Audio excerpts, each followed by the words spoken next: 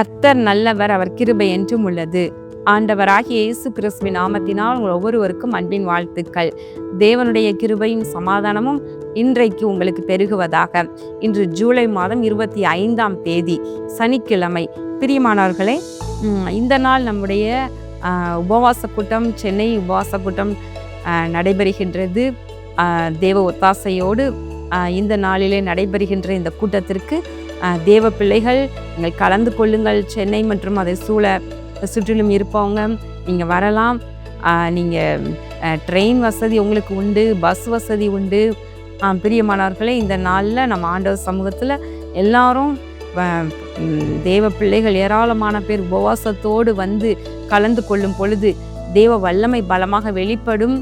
ஆண்டவர் உங்களுடைய விண்ணப்பங்களுக்கு பதில் கொடுத்து உங்களை சந்தோஷப்படுத்துவார். எனவே இந்த உபவாச கூட்டத்திற்கு வருவதற்கு உங்களை அன்போடு அழைக்கின்றேன். இன்று நாம் தியானிக்கும் வசனம் சங்கீதம் 147:6. கர்த்தர் சாந்த குணம் உள்ளவர்களை உயர்த்துகிறார், துன்மார்க்கரை தரை மட்டும் தாழ்த்துகிறார். இங்கு அருமையான ஒரு வசனம். கர்த்தர் யாரை உயர்த்துகிறாரா? சாந்த குணம் உள்ளவர்களை உயர்த்துகிறார், துன்மார்க்கர்களை தரை மட்டும் தாழ்த்துகிறார் என்று வசனம் சொல்லுகிறது. பிரியமானவர்களே, தாழ்மை உள்ளவர்களை கர்த்தர் உயர்த்துகின்றார் என்று பார்க்கின்றோம் இல்லையா? பெருமை உள்ளவர்களுக்கு கர்த்தர் எதிர்த்து நிற்கிறார், மேட்டிமையானவனை கர்த்தர் அருவருக்கிறார். ஆனால் தாழ்மையோடு உள்ளத்தில் இருக்கும் பொழுது ஆண்டவர் அவர்களை உயர்த்துகிறார் என்று பார்க்கின்றோம்.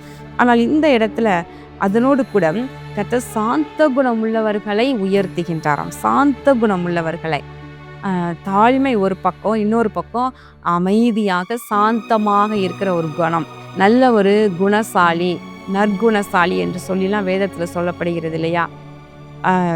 யாக்கோபை குறித்து சொல்லப்படுகிறது, அவன் குணசாலியும் கூடாரவாசியுமானவன் என்று சொல்லப்படுகிறது. அப்போ என்ன அர்த்தம்? கூடாரத்திற்குள்ளேயே, வீட்டிற்குள்ளேயே இருந்து தன்னுடைய தாய் தகப்பனுக்கு ஒரு ஆறுதலாக, பிரியம் உண்டாக நடந்து, தன் தாயார் கூடயே இருந்து வீட்டுக்குள்ளேயே இருக்கிற ஒரு சுவாபம். அப்போ பார்த்தீங்கன்னா அப்படிப்பட்டவங்களுடைய சுவாபம் மென்மையாக இருக்கும். ஆனால் வீட்டுக்குள்ளேயே இல்லாமல் எப்போ ரொம்ப லேட்டாக வீட்டுக்கு படுக்கிறதுக்கு மட்டும் வந்து போகிற ஒரு சிலர் இருப்பாங்க. அவங்க எப்படின்னா, அவங்க வெளியில் சுற்றி கொண்டே இருக்கிற, வெளியில் உள்ள நண்பர்களோட அரட்டை அடிக்க, தன் இஷ்டப்படி வாழ, இஷ்டப்படி ஹோட்டலில் போய் சாப்பிட, நல்லா ஊராக போய் சுற்றி பார்க்க, இப்படிப்பட்டவங்க இருக்காங்க. ஏசாவை குறித்து எழுதியிருக்கிறது, அவன் வன சஞ்சாரியாக இருந்தான். வீட்டுக்குள்ளே இருக்கிறதுல வேட்டையாட அப்படி போய் காடுகளுக்குள்ளே அலைந்து கொண்டே இருக்கிற ஒரு சுவாபம் ஏசாவுக்கு இருந்தது. அப்போ பார்த்தீங்கன்னா குணசாலி எப்படி இருப்பாங்களாம்? அவங்க பொறுமையாக சாந்தமாக வீட்டிற்குள்ளே இருப்பாங்க. சாந்த குணம் உள்ளவர்கள் அப்படி எடுத்துக்கொள்ளலாம். அதனோடு கூட பார்க்கிறோம், ரூத்தை குறித்து சொல்லப்படுகிறது, நீ குணசாலியான பெண் என்பதனை என் ஊராரெல்லாம் சொல்ல கேட்டேன் என்று போவாஸ் சொல்லுகின்றார். இப்போ பார்த்தீங்கன்னா சாந்தமும் மனத்தாழ்மையும் வந்துருச்சுனாலே ஒரு நல்ல ஒரு குணசாலி என்று மற்றவங்களால சர்டிஃபிகேட் வரும். நம்முடைய இயேசு மகாராஜாவை குறித்து சொல்லப்படுகிறது, உன் ராஜா சாந்த குணம் உள்ளவராக அவர் கழுதையின் மேலும் கழுதை குட்டியாகிய மரியின் மேலும் அவர் வருகிறார் என்று சொல்லப்படுகிறார். அப்போ நம்முடைய ஆண்டவர் எப்படிப்பட்டவர்? அவர் சாந்த குணம் உள்ளவர், அவர் தாழ்மை உள்ளவர். தாழ்மையை காண்பிப்பதற்காக தான் பரலோக மகிமையை துறந்து அவர் ஒரு சின்ன ஊரில் சத்திரத்தில் இடம் இல்லாமல் வெளியில் பிறந்தார். மாட்டு தொழுவம் என்று சொல்லப்படுகிறது. முன்னணியில் பிள்ளையை கடத்தியிருந்தாங்க துணியில் சுற்றி.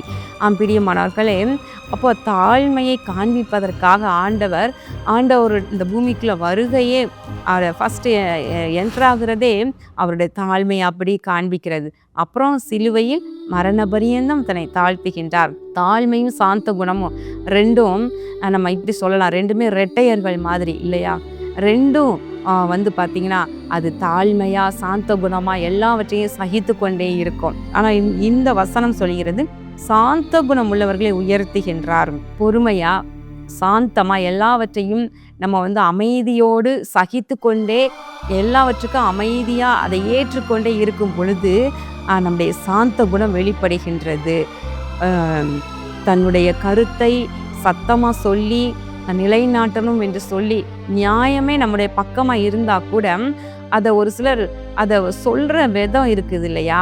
மற்றவங்கள ஃபோர்ஸ் பண்ணி அப்படி கத்தி சண்டை போடுற மாதிரி பேசி அவங்கக்கிட்ட இருக்கிற நியாயத்தை சொல்கிறது ஒரு விதம். ஆனால் பொறுமையாக சாந்தமாக அமைதியாக தன்னுடைய நிலைப்பாட்டை சொல்லி தான் எப்படி தன் பக்கம் நியாயம் இருக்குது என்பதனை ஸ்மூத்தாக சொல்லி அமைதியாக இருக்கிறது இன்னொரு விதம். ஆனால் கர்த்தர் நிச்சயமாக சாந்த குணம் உள்ளவர்களை உயர்த்துகிறார் என்று பார்க்கின்றோம். மோசேயை குறித்து எழுதியிருக்கின்றது. மோசே பூமியில் உள்ள எல்லா மனிதரிலும் சாந்த குணம் உள்ளவனாய் இருந்தான் என்று என்னாகமம் 11வது அதிகாரத்தில் எழுதியிருக்கிறது. அந்த மோசே சாந்த குணம் உள்ளவராக இருந்ததுனால தான் என்னவோ ஆண்டவர் அவரை தன் ஜனத்தின் தலைவனாக தெரிந்து கொண்டார் போலும். பாருங்களேன், 40 வருடம் பார்வோனின் அரண்மனையில் இருந்து 40 வருடங்கள் அப்புறம் திரும்பவுமா வனாந்தரத்தில் ஆடுகளை மேய்த்து கொண்டிருந்தது நம்ம பார்க்கின்றோம் மீதியான் தேசத்தில். அப்போ அவர் தானே தன்னை உயர்த்துவதற்கு அவர் முயற்சி பண்ணவே இல்லை. அவர் பாட்டுக்கு அவர் அழைப்பு என்ன, அவர் ஆண்டவர் என்ன செய்ய போறார் எதுவுமே அறியாமல் தன் மாமனார் வீட்டில் ஆடுகளை மேய்த்து கொண்டு அங்கே மீதியான் தேசத்துல இருக்கிறார். அப்போ எவ்வளவு சாந்தமா இருந்திருப்பாரு யோசித்து பாருங்க. இந்த சாந்த குணம் உள்ளவராகிய மோசேயை கர்த்தர் எடுத்து தன் ஜனத்தின் தலைவனாக உயர்த்தி அவர்களை நடத்தி கொண்டு வரும்படியாக கர்த்தர் உயர்த்தினதை நம்ம பார்க்கின்றோம். பிரியமானவர்களே, சாந்த குணம் உள்ளவர்கள் இந்த சங்கீதம் 37 அருமையாக சொல்லப்படுகிறது. அவர்கள் பூமியை சுதந்தரித்து மிகுந்த சமாதானத்தினால் மன மகிழ்ச்சியாய் இருப்பார்கள். சாந்த குணம் உள்ளவர்கள் இன்னொரு பக்கம் பூமியை சுதந்தரித்து மிகுந்த சமாதானத்தோடு மன மகிழ்ச்சியா இருப்பார்களாம். பாருங்க, அப்போ நீங்கள் கூட சாந்தமா இருந்து பாருங்க, பொறுமையோடு இருந்து பாருங்க. சாந்தமா இருக்கணும்னா பொறுமை வேணும். ஏன்னா டென்ஷனாக நம்ம பேச முடியாது. சாந்த குணம் உள்ளவங்க பேச மாட்டாங்க, டென்ஷன் ஆக மாட்டாங்க, கோபமாக பேச மாட்டாங்க, சாந்தமாக எல்லாவற்றையும் ஏற்றுக்கொள்வாங்க. கர்த்தருடைய வார்த்தையை சாந்தத்தோடு அதை ஏற்றுக்கொண்டு அதன்படியாக நடப்பாங்க. அப்போ இந்த சாந்த குணம் உள்ளவர்களை கர்த்தர் உயர்த்துகின்றார், பூமியை சுதந்திரிக்க பண்ணுகிறார்.